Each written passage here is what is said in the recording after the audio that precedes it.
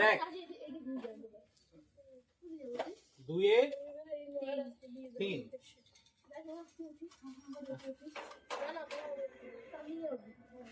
আচ্ছা 2 এর 3 এর 1 নাম্বারটা কি বলছে? গত বছর রসকুন্ডু গ্রামে স্বাক্ষর ও অক্ষর পরিচয়হীন, মানে যারা সিগনেচার করতে পারে বা পড়াশোনা জানে, আর অক্ষর পরিচয়হীন মানে যারা পড়াশোনা জানে না, তো এই লোকের সংখ্যার অনুপাত কত? 4:1। কত? 4:1। দেখ আমি সাজিয়ে দিচ্ছি। তাহলে 1 নাম্বার দিয়ে লিখবো স্বাক্ষর ও অক্ষর পরিচয়হীন লোকের অনুপাত কত হবে? অনুপাত বল। 4:1। 4:1। আর বলছে গ্রামের মোট জনসংখ্যা 6550 জন্য স্বাক্ষর অক্ষর পরিচয়হীন লোকের সংখ্যা কত? তো ভালো করে বুঝবি, স্বাক্ষর কত? 4 আর অক্ষর পরিচয়হীন 1। বুঝতে পারলি? তার মানে গ্রামে যদি টোটাল 5 জন লোক থাকে, তার মধ্যে 4 জন পড়াশোনা জানে, 1 জন পড়াশোনা জানে। বুঝতে পারলি? তাহলে আমাদের ভাগহার বের করতে হবে। কি করতে হবে? ভাগহার। স্বাক্ষর লোকের ভাগহার। তাহলে লিখতে হবে গ্রামে স্বাক্ষর লোকের ভাগহার। আচ্ছা আমাকে বলতো তাহলে গ্রামে এখানে অনুপাত হিসেবে গ্রামে কতগুলো লোক থাকবে? 4 জন যদি পড়াশোনা জানে আর 1 জন যদি পড়াশোনা জানে না, তাহলে গ্রামের মোট লোক কয়জন হলো? 5 জন হলো না?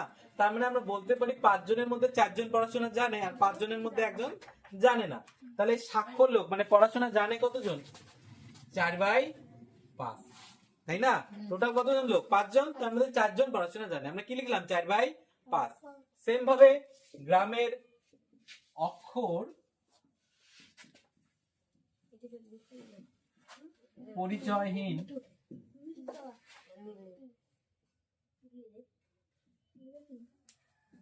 লোকের সংখ্যা কি হবে রে?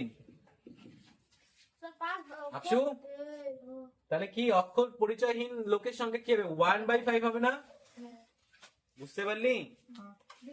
স্বাক্ষর লোকের সংখ্যা 4/5 আর অক্ষর পরিচয়হীন লোকের সংখ্যা 1/5।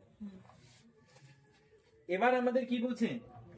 গ্রামের মোট জনসংখ্যা লিখে নেই। গ্রামের মোট জনসংখ্যা কত বল? 5।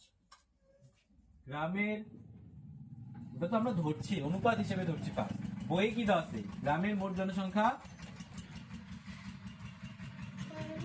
শারমিলি কত?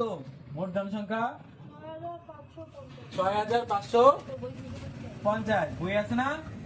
6550 জন। এবার বের করতে হবে, কি বের করতে হবে? স্বাক্ষর লোক কতগুলো আছে আর অক্ষরহীন অক্ষর পরিচয়হীন লোক কতগুলো আছে।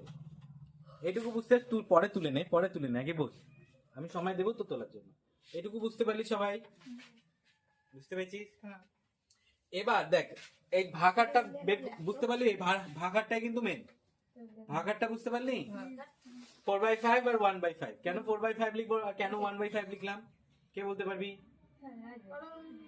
কেননা 4 জন লোক স্বাক্ষর আছে এই জন্য। আর 5 কেন? টোটাল যোগ করে যত হয় 4 আর 1 যোগ করলে 5। আবার সেম ভাবে এখানে অক্ষর পরিচয়হীনের অনুপাত কত? 1, এই জন্য 1 লিখলাম আর নিচে 5। বুঝতে পারলি?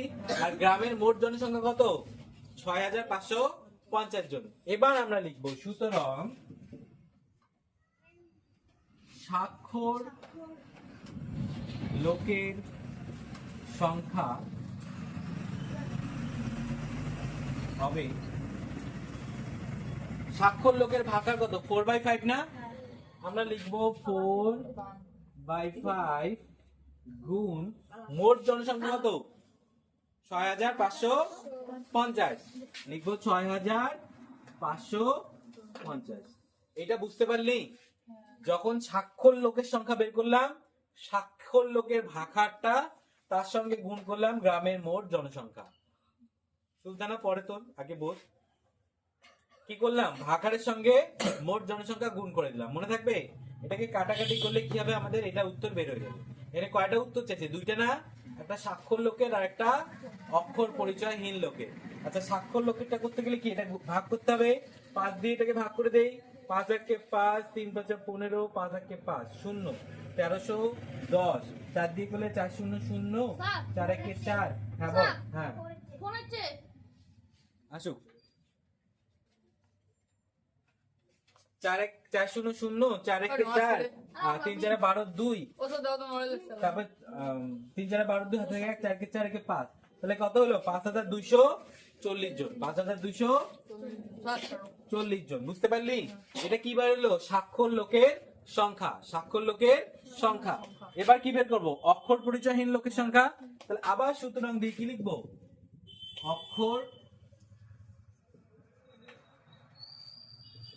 পরিচয়হীন লোকের সংখ্যা কত হবে রে? এটার ভাগার কত বল? এটার ভাগার কত? এটার ভাগার কত? কেউ বলতে পারছে না। এটা ভাগার কত? অক্ষর পরিচয়হীনের ভাগার কত? দেখ কত করছি, 1/5। 1/5 করছি না? তাহলে আমরা এখানে কি লিখবো? 1/5। তার সঙ্গে কত গুণ করব? কত গুণ করব? 1 মিনিট, কত গুণ করব? 5240। 6550। মোট জনসংখ্যা গুণ করতে হয় না? হ্যাঁ। মোট জনসংখ্যা গুণ করতে হয় না? তাহলে এটা গুণ করব। কাটাকাটি কর। 5 দিয়ে 6, 5 একে 5, সেম ভাবে আসবে 1310। তাহলে এখানে 1 দিয়ে 1310 কে 1310। বুঝতে পারলি? যে ভাগারটা থাকবে সেই ভাগারের সঙ্গে এটাকে গুণ করে দেবে।